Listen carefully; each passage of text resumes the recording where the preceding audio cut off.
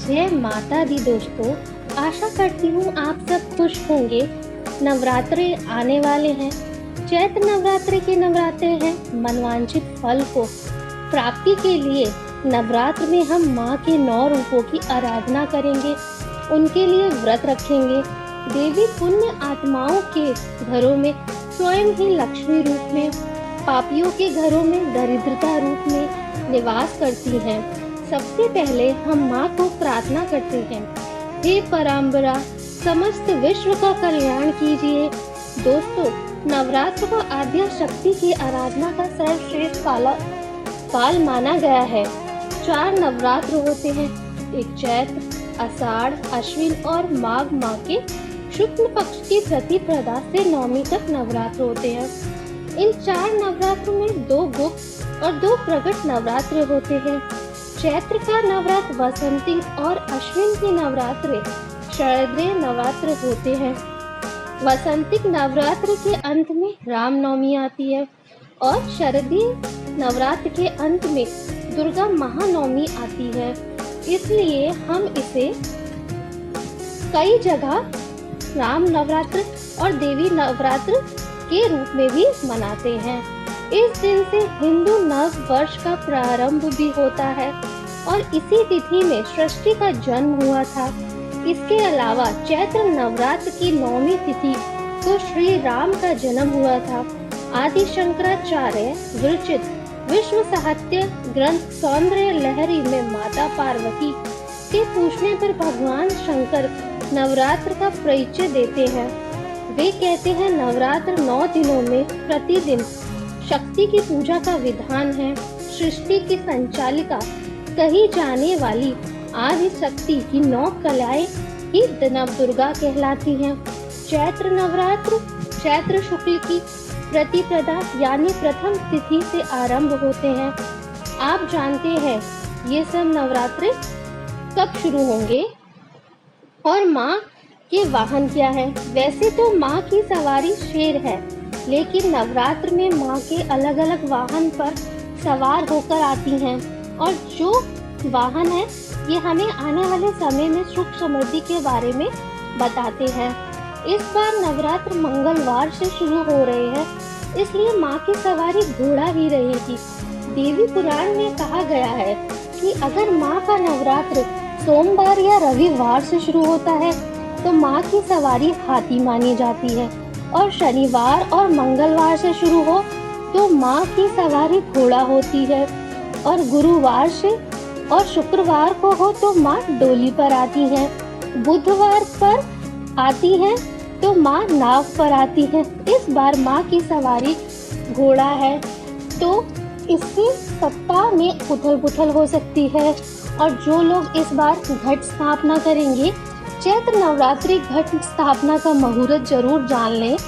13 अप्रैल को सुबह 5:28 से सुबह 10:14 तक है। शुभ मुहूर्त अवधि 4 घंटे 15 मिनट सुबह उठकर स्वच्छ है। और अब हम आपको बता देते हैं कि नवरात्र में क्या क्या करना चाहिए। सुबह उठकर स्वच्छ होइए, घर की सफाई कीजिए, गंगा जल का छिड़काव कीजिए, पूजा की तैयारी कीजिए। पूजा में शुद्ध जल दूध से माँ को स्नान कराइए, दीपक जलाइए, अखंड ज्योत जलाएं, ज्वारे बोएं, माँ के मंत्रों का जप कर सकते हैं और दुर्गा सप्तशती का आप लोग पाठ भी कर सकते हैं। पूजा में कुमकुम, चंदन, अक्षत, फूल जो भी सुगंधित चीजें हैं उसका आप इस्तेमाल कर सकते हैं। माँ को भोग लगाकर आरती करें। पहले दिन कई लोग अपने घर पर अखंड दीपक जलाते हैं।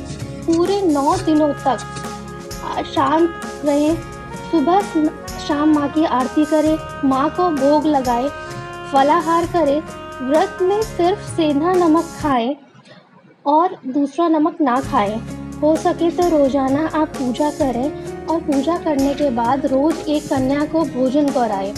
इस दौरान कुछ बातों का ध्यान रखना चाहिए, जैसे बाल नहीं धोना चाहिए, तेल मालिश ना करें, दिन में ना सोए, सुबह जल्दी उठना चाहिए, स्नान करना चाहिए, किसी से झूठ ना बोले, गुस्सा ना करें, अपनी इंद्रियों को काबू में रखें, काम वासना से बचें, 9 दिनों तक नींबू नहीं काटना चाहिए, काले रंग के वस्त्र ना पहने, किसी का भी अपमान नहीं करना चाहिए। 9 दिनों में 9 देवियों की पूजा का विधान आता है। पहले दिन घट स्थापना, माँ शैलपुत्री की पूजा होती है। नवरात्र का पहला दिन 13 अप्रैल को है। माँ शैलपुत्री माँ दुर्गा का पहला रूप है।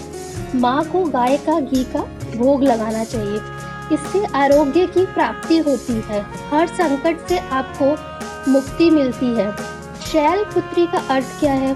पर्वत की पुत्री, और इनका मंत्र है जिससे आप पूजा करेंगे, ओम देवी शैलपुत्री नमः। इनसे आप माँ का पूजन कीजिए। और ये तो हमारे पास थी नवरात्र की पहली पूजा। माँ शैलपुत्री चंद्रमा को दर्शाती है, इसलिए उनकी उपासना से चंद्रमा से जुड़े जो भी प्रभाव होते हैं, जैसे बुरे प्रभाव, वे सभी निष्क्रिय हो जाते हैं। नवरात्र का दूसरा दिन महाब्रह्मचारिणी का है, इसलिए इस दिन इनका ध्यान किया जाता है।